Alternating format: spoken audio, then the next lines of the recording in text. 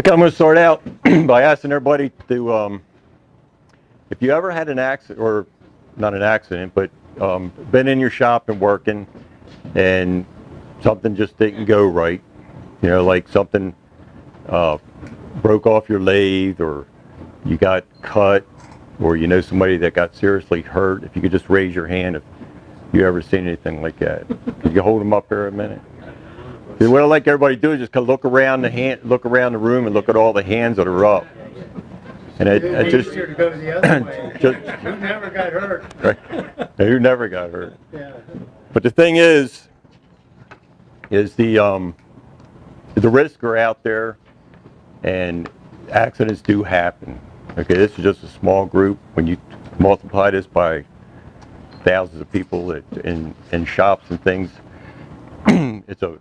it's a big issue, and that's why OSHA and everybody comes up with all this good stuff to try to prevent. But the thing you need to remember is that the protective equipment that you get and use, that's your second line of defense, they call it.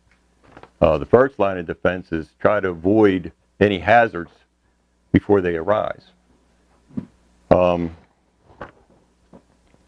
I'm going to cover a couple things today, and because I don't have the podium here, I'm going to hold this sheet. But we're going to cover the risk, a lot of the risks that you come across in your shop, attitude in the first defense, and of course, when I'm saying attitude, that's your attitude towards safety. You know, do you just go in your shop and just do things, or do you think about it before you do it? And then we're going to cover some personal protective equipment that goes hand in hand. Of course, everybody knows that accidents happen like that. You know, it just happens. All right, so you're doing what you can do to avoid them. Some of the things that happen within a shop is body parts battered by airborne wood, parts, or tools. Okay, parts come flying off a lathe or saw. I've used table saw before, and the piece come back and went right by me and all the way across the other end of the room. Luckily, nobody was standing there. But of course, tools, they break, things go flying. Nasty cuts, loss of fingers or limbs while operating machinery. Because everybody's heard of that. People using saws and cut their fingers off. Violent injury if loose hair, jewelry, gloves, clothing were catch in the spinning parts. Okay, common sense, especially like a lathe or grinding wheels, anything that turns. You don't want hair that's going to be dangling down.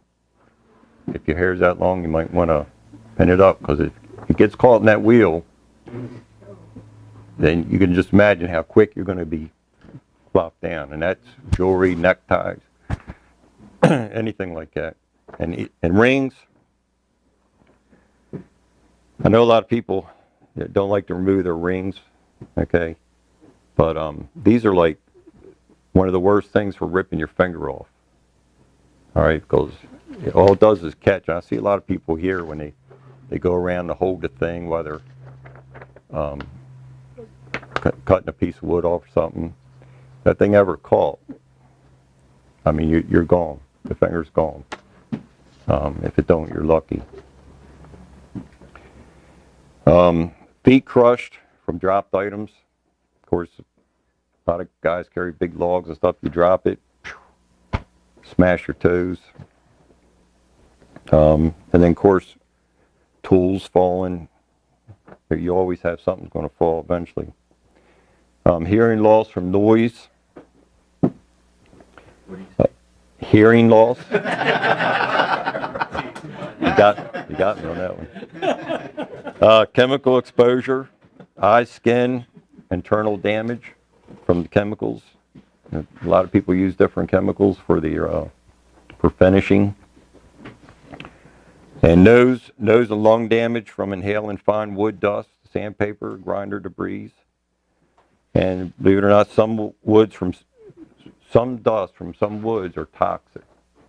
Okay, if you're messing with these type of woods, got to make sure you take the right action. Like I say, now we'll talk about some of the things that you can do to think of. Now this ain't covering everything. I'd have a six-month thing trying to cover everything, but these are things just to think about, and hopefully you already know this stuff. But if you don't, it'll be something you learned, and it might bring back some memories. Never operate equipment when you're fatigued or under influence of drugs or alcohol. Common sense. Especially these pills that people take as you get older. Say, do not operate machinery on it. Probably a good idea to take those and operate the machinery. Know your equipment. Read and understand the operating maintenance manual. Okay, you get a piece of equipment, know that equipment. You know, you get your lathe, know all the parts, know how it goes together. And I know people don't like reading them maintenance manuals, but they go through a lot of effort and money to put all those cautions and warnings in them little books and tell you how to maintain your things and the safeguards. There's a reason for it. That's to help prevent an accident. Keep tools, equipment in good repair, and make a habit of scanning for damage and keep guards in place. So basically all that's saying is when you go up to your piece of equipment, you're going to use a lathe or table saw or something, take that couple seconds before you get into it to look it over. To make sure there's nothing laying there that could fly off. Your panels are secured. If you got any guards that go over any belts or anything that those panels are on. These are just little things that you can do to help prevent that accident from happening. And always stay alert and understand the danger zones and pay attention to unusual sounds and vibrations. Okay, when you're operating equipment, just about everything has got some type of danger zone, an area where it's going to be cut. You got a bandsaw, you know, right under that saw blade, you're going to get cut. Like a lathe, if you're standing over here, like right now I'm in the danger zone if you had something on that lathe, because it's either going to fly this way or fly that way in most cases. They're the areas that you want to try to avoid. All right. And then if you're running something and you hear something making a strange noise, just don't ignore it. Stop and find out what's going on, because something might be coming loose to where something drastic could happen. You want to avoid loose clothing, remove jewelry, neckties, and tie back long hair, because these can become entangled. Okay. Keep work area well lit and clutter free, and organize your tools. That's important because you don't want to be tripping over stuff, especially if there's a couple people in your shop and they trip over something and knock into you and push you into the saw or whatever. Keep your cutting tools sharp, because dull tools invites mishaps. Okay. Usually when you're getting a dull tool is when you're doing that little extra push to try to get that cut. Or if you're on here on your lathe and you're just pushing, because once you start pushing, now you're throwing yourself off balance. And that's what you don't want to do. You should be able to put that tool on there and it should cut. You got a saw, you should be able to just run it through. It shouldn't be pushing it through. And know your capabilities and limitations. You know, if it's something that you never did and looks a little awkward to do it, well, think about it before you do it, or maybe ask some advice about somebody else who maybe worked with something like that, or get a little information and just don't jump into it and find out that things didn't go well. And avoid complacency. Okay. Unfortunately, that's a big issue, because you do things 100 times. You know, you just go in there, you cut your machine on, you know, you know what you're doing, and then you just get into this routine. Now all of a sudden something was different, You know, one of the grandkids was in there and they did this and that while you weren't looking. Now all of a sudden something is different. Okay, so if you always keep in mind, think ahead when you go to that piece of equipment, like I say, do that quick check around, look at everything, and make sure it looks safe. Perform a risk assessment of your shop and control hazards. Okay, risk assessment is pretty easy if you're doing your own, because basically what you're doing is you're doing the what if. The what if rule helps when you're doing a risk assessment. What if this happens, or what if this happens? What if the sky falls? When you get to that point, you know you probably pretty much covered everything.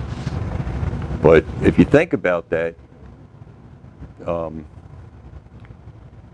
know you'll be able to develop some guidelines for each piece of equipment in your shop, and that's a good tool to have, because you want to control the hazards before they become fatal. Review material data sheets. Okay, I made a copy of a couple. I'll pass around. You can just take a look at. I know most of you probably worked with these before.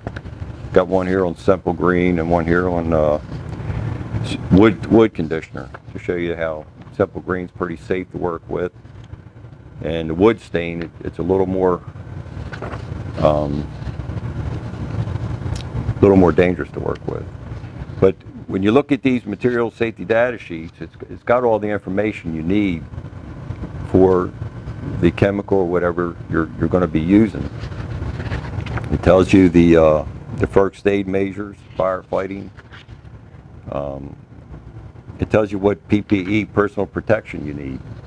Okay, and this is all important when you're looking at what you want to do in the long run.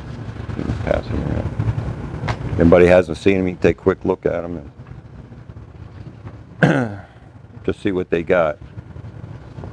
And of course, the easy way to get these things, just go on the internet and type it in. Yeah, just to let everybody know, they're changing from MSDS to just SDS. And now OSHA actually requires you to have 16 different categories versus what the 9 they used to have. They're Right. all aligning with the globally harmonized system. Yeah, it was material safety data sheets. Now it's just going to be safety data sheets. That's a So you can look up and say new thing. For whatever lacquer finish SDS, and you'll find it. Right. But like I say, it's a good tool, especially when you're. And the good thing is, once you do this stuff, and everything's in line, your risk assessment, you look at your material safety data, and you're good to go. You only have to do it once until you get something new in, and then you do it for that equipment. But then you know what's going on in your shop. You understand. Okay, now, like I say, that was some of your first line things that you need to do. Now, we'll talk a little bit about our second line, and that's our PPE equipment, personal protective equipment. Okay, you always want to wear safety goggles or safety glasses that include side protectors, the ones that wrap around. You want them to cover your eye, basically. And of course, these glasses are not considered safety glasses. Okay, so if you got prescription glasses, you should have a set of goggles, and what I'll get to here in a minute. But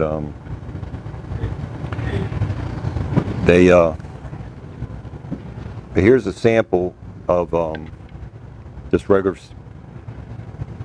safety glasses. Now, then you want to make sure that you check it, and on there it should read the ANSI Z87, which, believe it or not, these are Z87 plus. So plus, when you see plus, that's the high impact, and if it's just Z87, that's 0.1, I think it is. It's just your basic. They only got two standards. One's a basic and one's a high impact. Okay. Now these glasses, they come in all different shapes and sizes and colors and anything you want to pay for. But this is just a basic pair that got handed down. And they also make those particular ones there do that will go over your eyeglasses to protect I think for your these eye are the- protection. These are actually the ones that do fit. Yeah, those do. And and then they got the other ones that don't.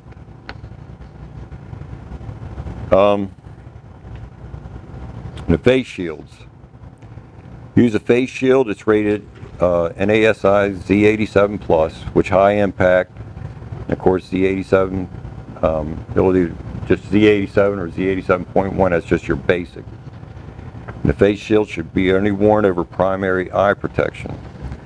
So, if you don't wear you don't put a face shield on without eye protection.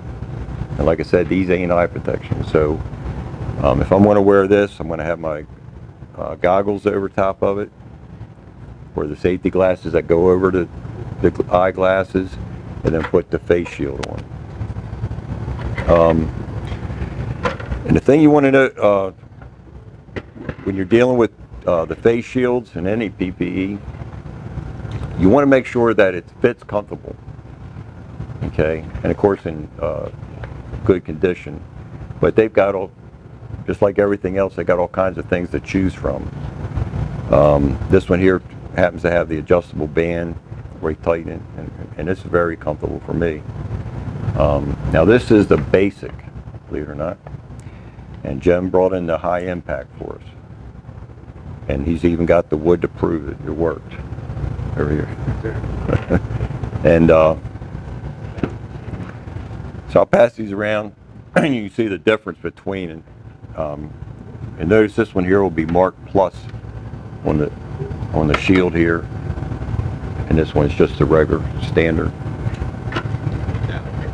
Now you mentioned the fact of wearing, okay, your glasses, your safety glasses are being passed around, plus these. Yes.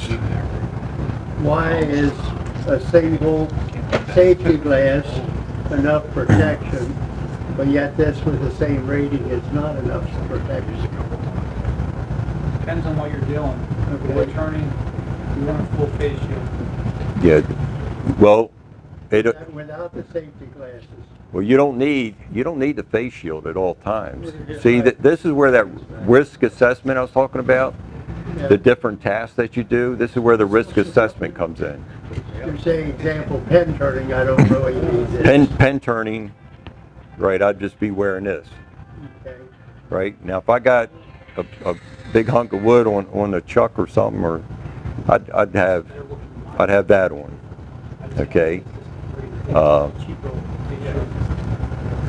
But the key is you got to have, if you're wearing eyeglasses, you need something to cover these up. And these are what I use, Okay.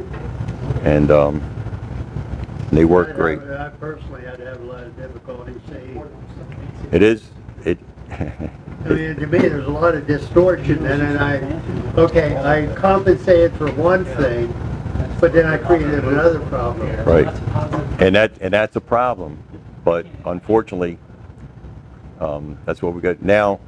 You can get the glasses that are prescription, Yeah. safety glasses that are prescription. So that's a good alternative if you use them a lot. Okay. So. Okay, in reference to those face shields, one thing you didn't mention, maybe you are going to, but it's the trend. The trend. Yeah, the mask. yeah. That's a real old one there. But Positive pressure respirator and face shield. yes. Yeah. Both worlds. I'll mention that a little later, but yeah, that's. Now, does that have a better shield protection? No, Well- it really is, it's for people who have, I'm sorry. I Well- have one, so I know why I Yeah. wear mine. Mine's got the standard. Say again. This is standard, not the high impact. Okay. shield. Right, and that's what you got to watch about them, because they're basically designed for people so you don't breathe in the air, okay? Now they do have them with the high impact, but they also got them that I don't know what that one has, but you know, that's what I'm saying. You got to look and see what you're buying when you get things, okay? Because it's got to be properly marked. I was going to show you this here. These look good. Got little ventilation things here and all. But if you notice, it ain't got a marking one on it. All right, these are an old set, but there's no marking. So in the safety world, yeah, in the safety world, these are Wish you wouldn't allow them. these are no good, right? If they're not marked, they're no good.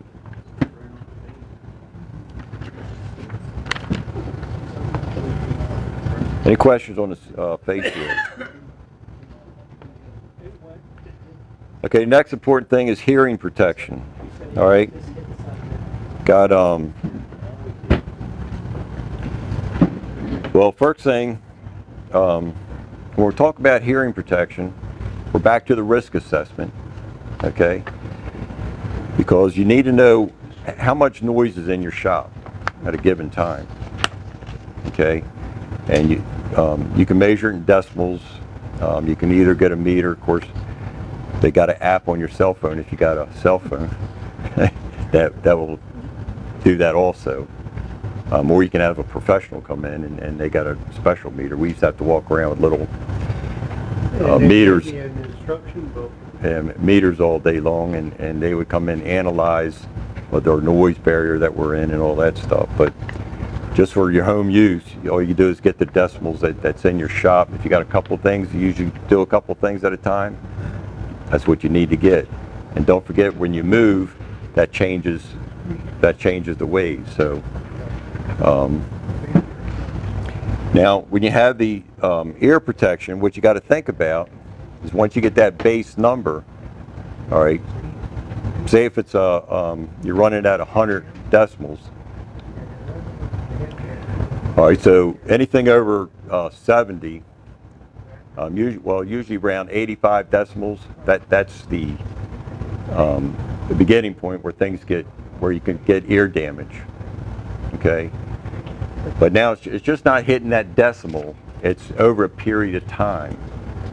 Okay, so if you're at 85 decibels, you can actually work for like 8 hours at that level without doing serious damage.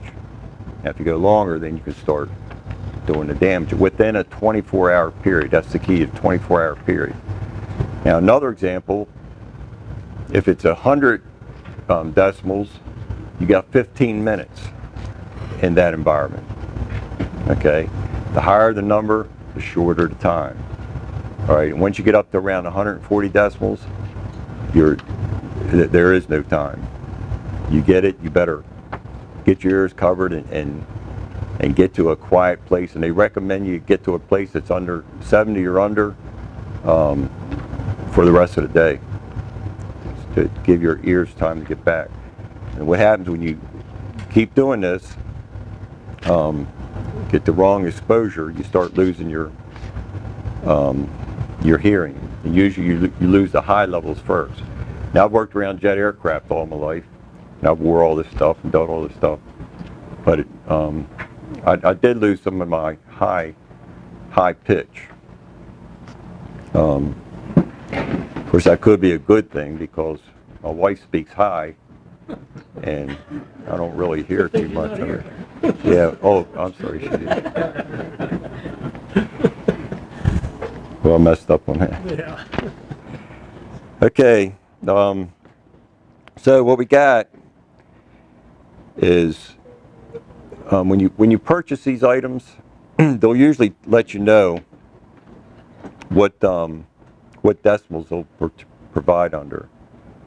Like these plugs here are 25 decimals. These are the type that just go in. You can put them in. Now, of course, there's a proper way to put these things in. You're supposed to like pull your ear up and really stick that thing down in there. Do that for both to get them in your ear. And then you got these these little foamies here. Now, if you're not familiar with these are actually pretty good. These are like 32 decibels. And what that means, it will reduce the noise level down 32 decibels. All right, so that your machine could be at 100, and then you subtract that 32 down from it, and then it could put you in a good zone. Of course, if you haven't ever used these, they're real easy. You just take and crunch them up there to a little small as you can. Then same idea, you're gonna pull out your ear, you're gonna stick that thing down in your ear, and you want to get it all the way in. So it should be sitting all the way in, like that, and then it's going to expand while it's in there. And then you can't hear. I can hear it already. I lost my hearing. But that's how they work. And That's a question. How about the ones that cover your ears? Did you say how many decibels that cuts out? well, I'm not sure in this particular pair, but usually around 32 decibels. About just as good as the ones that push in your ear. Yeah. No, actually, the ear muffs have to do a little better. Depends on what the noise reduction rating is. Right. Now I brought these in from work. I use these at the shop, mowing the grass and everything else at the house. But I know they're at least 32. But I don't remember what the exact was. See, that was the good thing about being in the Air Force. Well, you was in. Yeah. You know they. The aircraft became, Right. They do all the testing and then they tell you what you need. So that's And what I would be need. a high number, do you know, The high number. of decibel, cut down? What might be a high number? We're 32. 32 is sort of the maximum? I don't know if that's max, but that's usually about where they're at. Okay. Some of them ain't quite that high. Because you said about if you had to be in with 150, you cut down to 30. You cut down by 32, you're still way out of range. Right. So you have to have better hearing protection than that, and that's what I was asking is, what would those people? Well, I can tell you what I had to do when I was around. When I was around aircraft, auxiliary power units, I had to wear earplugs, which I had whoops, sorry about that, which is these standards. Okay, I always wore these. And I still do wear these. Well, I haven't seen them for years. Right. Now, these were made specifically for my ears. They're small. My ears, I got a small canal. And then you just plug them in there and they are good. Now the trick is you wear those, especially when you get up where you're expecting the noise. You put those in and then you put these over top of it. So now you're down about 60 or so or better. Oh, okay. Okay. Or you can do the same thing with these. It's just a matter of calculating and thinking what you're doing.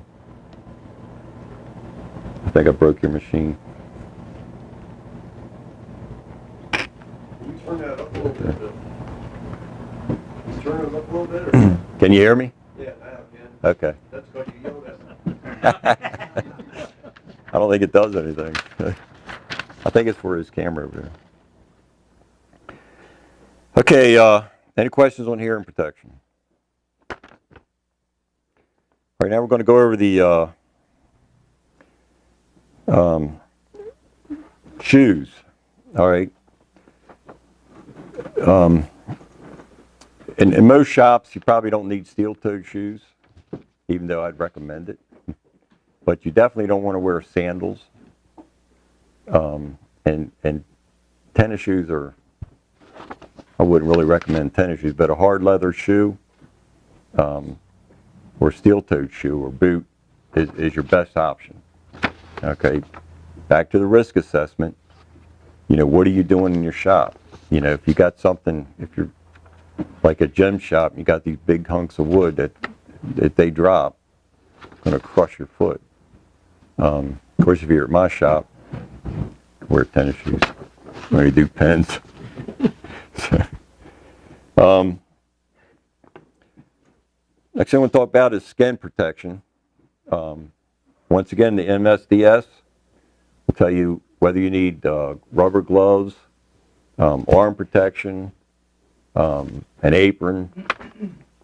It all depends on what you're using, you know, how powerful the stuff is. Okay, usually a lot of stuff that we use, you know, a long sleeve shirt with some rubber gloves, it's pretty adequate. But you got to look and see what you're using. That's where the MSDS is, or SDS is what they call it now, but come into play.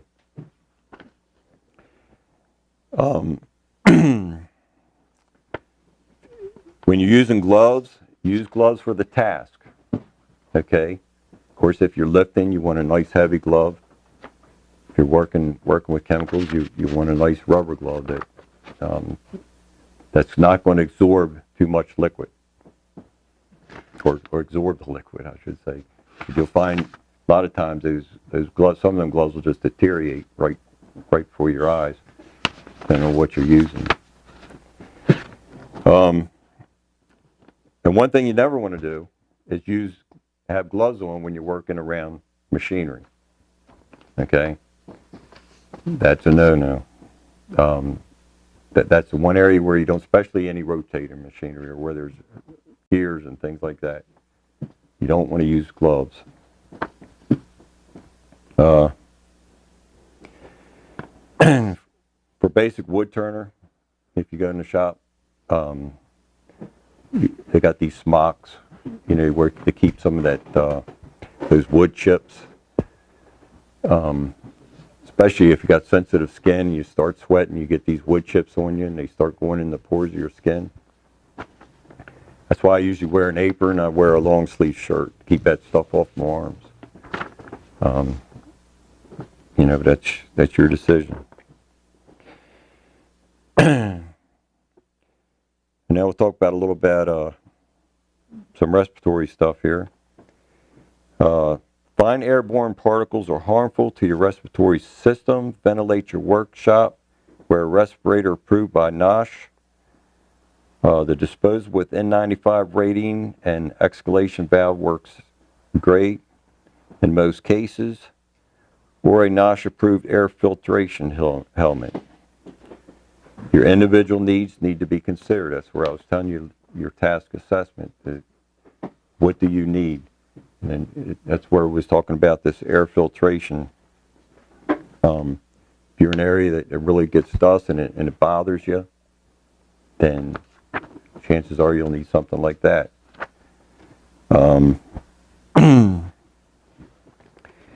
Now, I got a couple things here. This is a half mask. The thing when you're using this stuff, when you start using respiratory stuff, I know like environmental people don't like you using it unless you really have to use it. I can tell you where I used to work. You would complain, and then they would come and set their little monitors up and all this stuff. And they say, no, you don't have enough exposure. But we're sitting here saying, this stuff's killing us. We know it is. But they wouldn't know, because they say these things are more harmful than good if they're not properly maintained, taken care of, filters changed, and everything else. So when you use them, you got to make sure that they fit properly. Got to make sure your filters are kept changed, and you keep the item clean, and make sure you always do a check, make sure that everything's good to go. This particular mask, depending on what type you got, some of them's got where you cover the inlet valves and you breathe and it sucks up to your face. You got a good seal. This particular one, you remove the cap down here, and then you push up there. Then you blow out on it, and then if it don't blow out around here, then you're good. Okay, but it's just a matter of what type you have. Every manufacturer is different, so. And of course, you just adjust the straps. You just put the stuff on, click it behind you, whatever, and just put them up. Do that kind of number. And like I say, then you do your pressure check.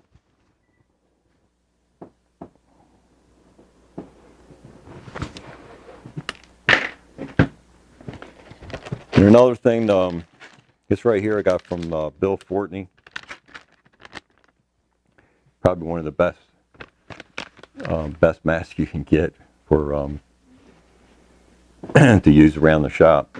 Now these here are rated a P95, okay, which just means the percentage of particles that it gets out of the air. When you see the P, that means it's oil proof. Okay, you'll see like a P with a rating. You'll see an R, that means it's resistant to oil. If you see an N, like the N95, that's you don't want to use that with any oil type of work. Okay, but this particular mask is like one of the best ones you can get for what we're doing. As you see, this one was used. I didn't want to open up a new one, but just basically like that, standard. But all you got to do is make sure it has the N95 rating or better, and then you should be good to go. Any questions on that? Bill, where'd you get that? Where'd you get that? The lady called me and she got my name out of the directory from some pharmaceutical company in Kentucky. And they were selling these out and we got them for a really low price. Something like $250. Yeah, it was She told me cheap. that they'll easily beat the masks that a drywall uses. If you talk drywall, you're talking lots of dust. And I bought a carton of them from her, and I took them to the York Club, and I brought them up here, and then I got a second carton, and now they're all gone. I don't know if I can pick up any more or not. I don't think that Well, you can get them online or different places, but nah, this is a one-time shot. And you got to remember these here are one-time shots. You know, But they're used more than one time. but if you're like me, I'll use it a couple times because I only use it for 5 minutes. You know, but if you're using it for a couple hours, you better get rid of it and get another I one. imagine that disposable mask is cheap though. Huh? Something like that's gonna cost you at least, what, $20 just for that, right? Yeah, well, we got these for like $4 or something. couple dollars. Yeah, I mean, yeah, we was lucky when we got these. I bought a bunch of them. One of the big advantages of the trend type mask that's pressurized, if you have a beard, these other guys are hard to get to seal. Well, that's where I said individual requirements. So you just can't assume that this is good. When you see something in the store, hey, that's good. It's got the N95 rating. You got to look at your situation. Like Jim just said, that's a good point. That this might not fit across, because you got to make sure this thing fits good on you. Nothing's going to be 100%, unfortunately. But actually, they do have some masks that I don't know. Firefighters might even have them. I don't know, but they actually they're pneumatic, and then the air blows a rubber thing around your face, so you really get a good seal. Of course, I'm sure they're real expensive. But yeah, I've reused. But the thing you got to caution is when he starts clogging up, you don't know it, and you're not breathing, because these are hard to breathe through to begin with. So if you're not paying attention and you're breathing and you're starting to take in less oxygen, next thing you know, you're laying on the floor. Okay? Which Jim will talk about in a little bit. How about the Dust Be Gone mask? Did you ever use them? Dust Be Gone? Dust Be Gone, yeah. Nah. It's just for dust, I'm sure. We both use them. They're highly rated in the magazine. Yeah, I use it too. You just wash them. Yeah. Yeah. Yeah, I've had Cloth it. masks, I've tried them, found them out, have with them is if there are too many leaks. Too many leaks. There's It's too hard. there's to also a see what chemical mask too, if they, in other words, this doesn't protect you from chemicals or anything like that. Well, it don't protect you from, right, gases. Right. All right, now gas, you need a gas mask. All right, and it's got different filters and, you know, a full face, you know, so back to the individual needs and what you're doing, your risk assessment, what you need for yourself. I just want to make you aware that this stuff is out there and don't, you know, just don't go out and run out and buy something. Oh, okay, here's this, and take it home and find out that it's don't even have the right ratings or it ain't going to work for you. For about $15 or something, Harbor Freight sells supposedly a chemical mask, and I use that if I'm going to use any amount of CA. Chemicals. Whether it's not as good, I don't know, but I think I do have less problem if I. Right, but see, Where that- and that's where that safety data sheet comes in. Look at that safety data sheet, and it'll tell you what you need for when you're operating that chemical. You might need a gas mask because them fumes can be very fatal. So it's all what you're using. I just here for awareness. That's pretty much it as far as your PPE.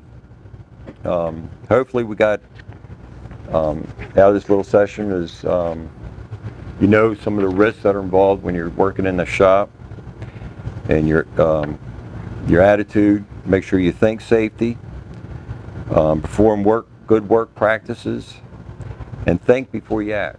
I always say that. That used to be preached to us all the time in the military. Think before you act. Because when you just go and do something without looking around, checking things out, thinking what you're going to do, that's when it usually happens. And you got to remember that it's up to you to be responsible for your own safety. Like I mentioned a couple times about being in the Air Force, and you know, they're always on your back watching you. But when I'm home, I ain't got nobody watching me. I can do what I want. So it's your own attitude adjustment in order to get it taken care of. And then of course, identify your PPE. Know what you need before you go out and start purchasing, so you'll know. Any questions? All right, Jim. Oh. What was your AFSC? 46250 or 2W190. Crew chief? Nah, I was a weapons technician. Oh, bomb lifts? Huh? Bomb lifts? Bomb lifts. We installed bombs. We worked on aircraft, Yeah. stuff like that. You said you repaired them, He used to repair them. so you were like an age. Yeah. Yeah. All right, that's all I got. Okay, thank you, Bill. Thank you. Okay, Bob, Wait a minute.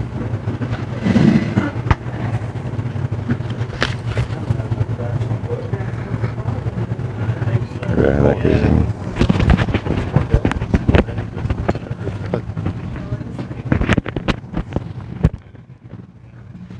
Let me hit it break between the fire and the first aid. Yeah. Oh, okay. You got that?